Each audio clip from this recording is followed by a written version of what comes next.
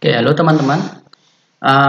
Kita berada di video pertama di pertemuan pertama ini, yaitu nanti kita akan belajar mengenai pengenalan teknologi informasi. Nah, pertama kita akan melihat mengenai teknologi terlebih dahulu. Apa yang kalian ketahui atau teman-teman ketahui tentang teknologi? Jadi teknologi yang saat ini berkembang itu ada sosial media misalnya. Teman-teman melihat di YouTube mungkin ada superkomputer, kemudian game yang biasa teman-teman main gitu ya. Dulu kita main game aja tidak bisa banyak orang. Sekarang ada game yang bisa dimainkan sekali permainan 100 orang gitu ya dalam satu waktu, itu battle royale ya. Kemudian kecerdasan buatan di mana-mana, teknologi AI ya, AI bagaimana orang-orang mengembangkan AI itu untuk kehidupan yang lebih baik. Misalnya ya di bidang robotika untuk membuat roket yang bisa mendarat sendiri, kalau kalian misalnya melihat video dari SpaceX gitu ya. Kemudian ada perkembangan komputer itu sendiri, di mana komputer itu sendiri menggunakan perhitungan kuantum. Kemudian ada teknologi yang lain seperti augmented atau virtual reality. Tapi apakah hanya itu saja?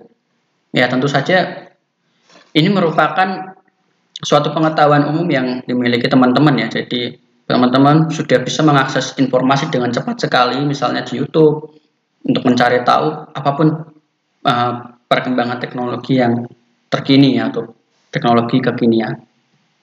Oke, beberapa orang yang mungkin teman-teman kenal ya, jadi pioner di teknologi, misalnya Steve Jobs sudah meninggal ya, tapi ya dia CEO-nya Apple.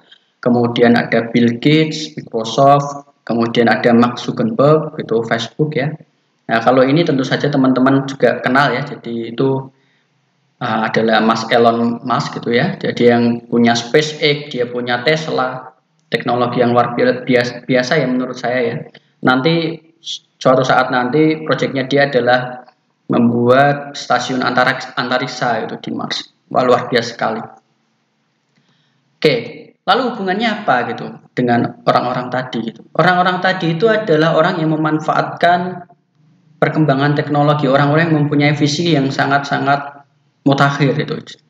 Jadi kita juga memerlukan pengetahuan tersebut ya. Jadi kalau teman-teman ingin mengembangkan sebuah aplikasi yang visioner, aplikasi yang bagus, yang bisa bermanfaat bagi banyak orang, nah itu tentunya teman-teman juga akan memanfaatkan teknologi. Yang jadi pertanyaan adalah teknologi itu apa? Jadi teknologi adalah ilmu yang berkaitan dengan suatu pengetahuan tentunya atau sains atau suatu seni ya. Jadi orang itu mengkaitkan teknologi itu tidak hanya sains saat ini, yaitu seni juga, yaitu dengan mengaplikasikan pengetahuan saintifik ya, jadi pengetahuan konseptual teori ke dalam pengetahuan praktis dan aplikatif tentunya yang bisa diaplikasikan, yang bisa bermanfaat di masyarakat, tentunya masyarakat yang membutuhkan. Nah, aplikasi teknologi saat ini tidak hanya di industri dan sains itu sendiri, tapi di banyak bidang ya. Sekarang kalau kita tahu misalnya bidang yang bahkan tidak terpikirkan, misalnya pertanian saja, itu juga dia memanfaatkan teknologi misalnya untuk memprediksi cuaca dan segala macam. Jadi hampir di semua lini kehidupan kita sekarang teknologi itu sangat berpengaruh sekali. Kemudian teknologi tadi tidak lepas dari tiga hal yang jadi pokoknya, yaitu yang pertama adalah tentang data, yang kedua adalah informasi, yang ketiga adalah sistem. Oke, kita akan melihat ini lebih dalam nanti. Jadi teknologi informasi. Yang pertama adalah data ya.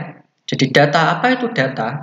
Data itu merupakan fakta-fakta yang ada di lapangan dan itu bersifat mentah, ya. Jadi raw ya. Jadi dia itu bentuknya itu bisa tulisan, bisa gambar, bisa suara, bisa sinyal.